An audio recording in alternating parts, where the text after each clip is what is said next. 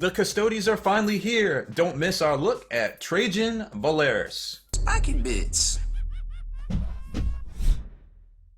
Welcome back, Hobby Maniacs. Rob Baer with you today, and a very special release weekend. We got the Goldmans, woo! It is Custodes release weekend. These guys we have all dreamed about since we first read about them many years ago. At least me. Okay, by I say we, I mean me. All those years ago. I guess it's been 28, 30 years or so from the first Realm of Chaos books, learning about the Custodes and how that all works and that really cool Greek kind of features that they had. I guess these are the Greek counterparts to the Roman style kind of space marines. At least that's how I feel they are. Well, we've got the very first special character for on the plastic side for 40k.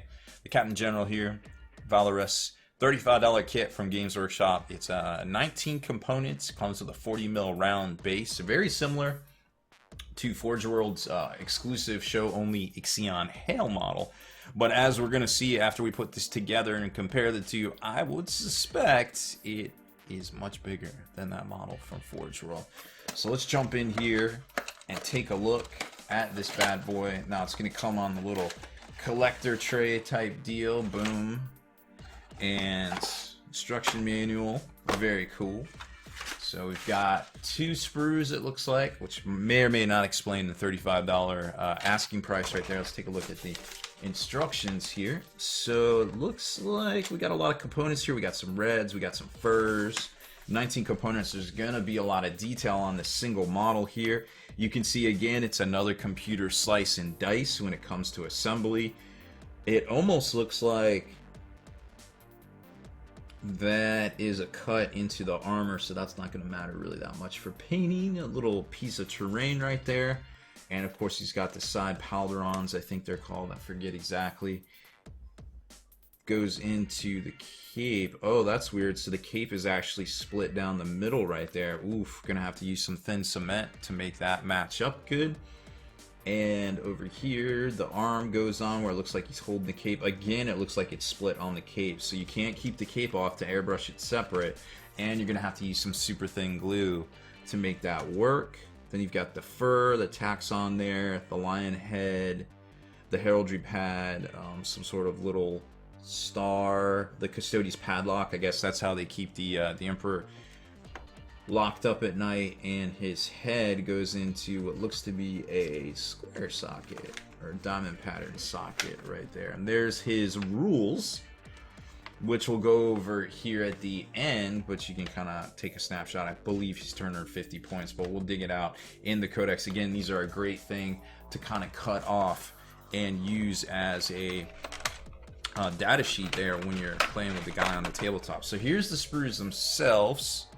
Two big sprues. Wow, look at that. Look how big that axe is. That's incredible. Okay. So the eagle is indeed, that is not the paint job. That is part of the cape itself. So that'll be a little easy, I suppose, to kind of put together. And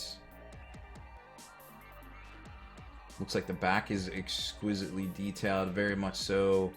I think this is Terminator armor. I would imagine from his stat line being a 2-up save that this is Terminator armor, but maybe it's more ornate. There's the lion's head, there's the pauldron, or the greave. Then you've got this ornate kind of center section here, and part of the axe. Or is that the axe? What would he be holding up there? I guess he would be, no? Is that part of the axe? On that arm. Oh, I think that links into his misericordia, which is right there. So that bottom of his hand links in right there, which is his combat knife, or they call him misericordia, the mark of the executioner in old Terran lore or something like that. Let's see. So we've got the fur, we got the Emperor's padlock, the side pauldrons there, the front chest plate looks good. The head right there looking nice. I would have liked to see him maybe, I guess he's stoic, so I could see that. I would have liked to see maybe some screaming. But look at that blade right there. Holy cow, look at that surface area. That's a lot of area to be able to fade and do some detail work and stuff right there. So I'm really digging these sprues so far. Let's take a quick break and put this bad boy together. Okay, so we got them together. Really interesting kind of build. It is a lot of sections, a lot of slices and dices. Those side powder on things do indeed lock in to the side cape. The underneath of his skirt or his kilt, his custode kilt, is actually hollow. You can see all up in there, kind of like the Great Unclean one, with that big underslung kind of area, cavity type thing. The head you actually don't have to glue in if you want to paint that separate. He is literally, if I had tweezers, I could pull it right out. Then the axe itself is ginormous. I mean, this thing is huge. Look at this. And I kept a piece of fur off. You actually can assemble it. And what I like about this fur here is it kind of hides that seam line a little bit. But you're going to have to use some very thin glue. And this is still in the process of kind of drying. You can see over here there was actually a pretty big gap. I don't think I gouged it out. I think that might be the design, but I don't have another one to compare it to. But use some super thin glue. I've been super fancying this Tamiya or Tamiya, whatever you call it, extra thin cement. So I'm going to give that a little bit more time to dry and probably do another application and then scrape it out with a really sharp blade. And it should be just fine. You can see it's already dry on that side. So this side's still a little bit wet. So I can paint this piece of fur separate, which will really do well because we can airbrush all of this and then paint in the gold detail work, airbrush the fade on the power weapon, and paint the fur separately as components, and then kind of put them all together. Now you're probably wondering, hey, I saw that Forge World show only guy that's super cool looking and he goes for a lot of money on eBay.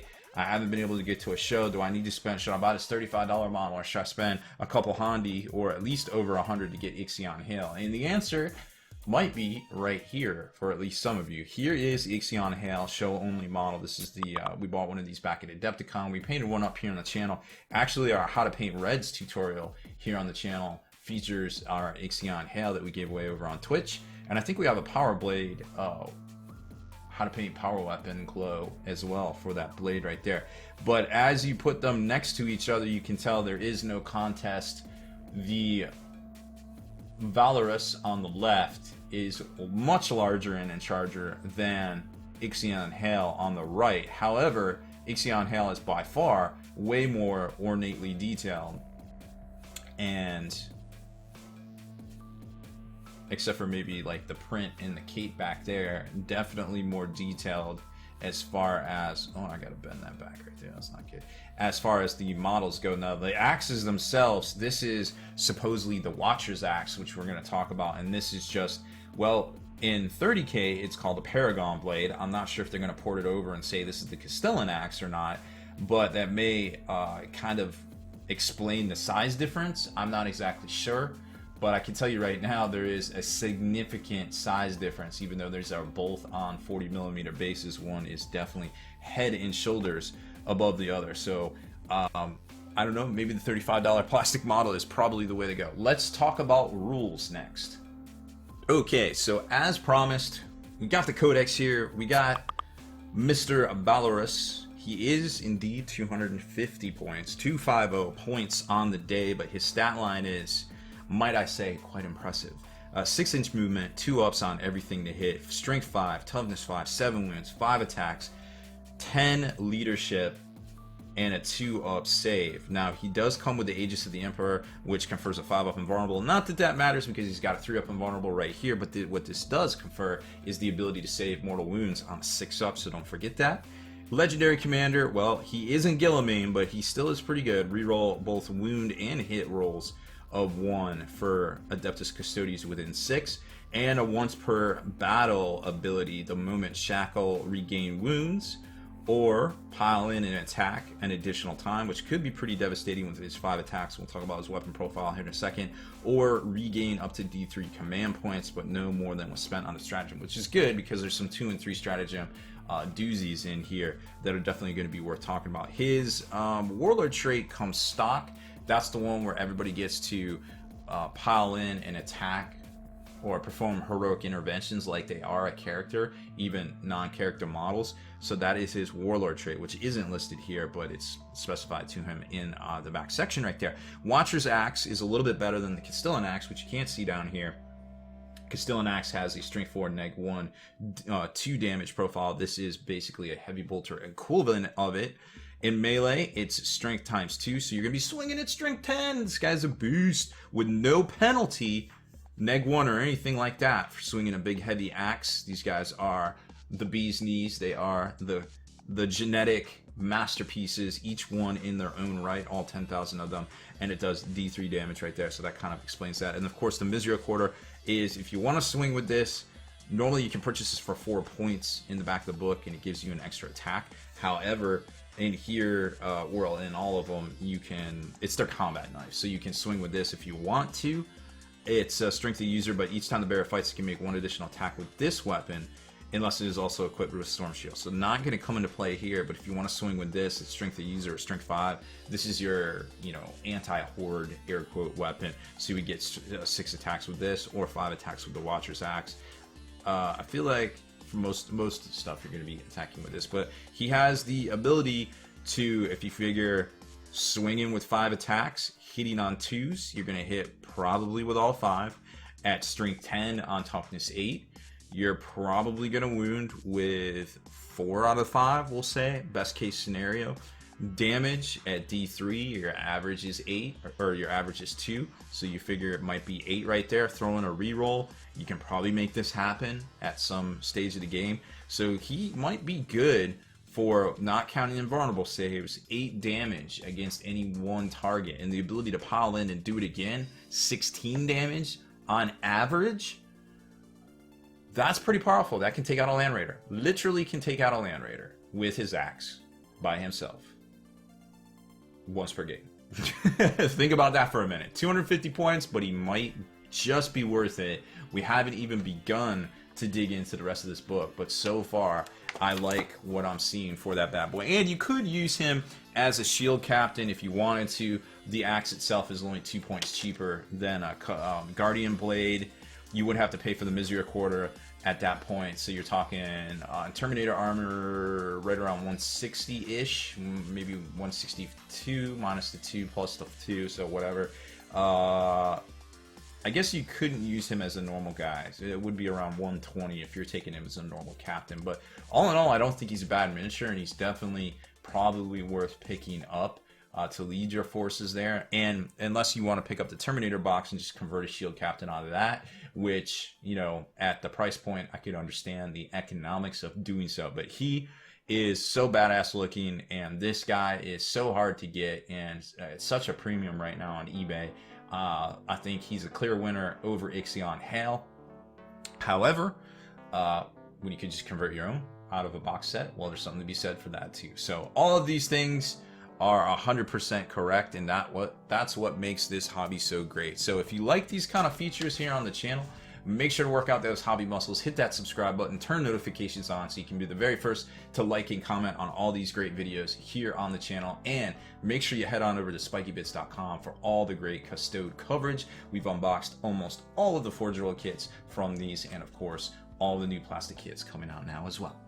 Deleted scenes, bonus content, and all the interviews and post-game wrap-up videos can be located in the Hall of Veterans on thelongwar.net.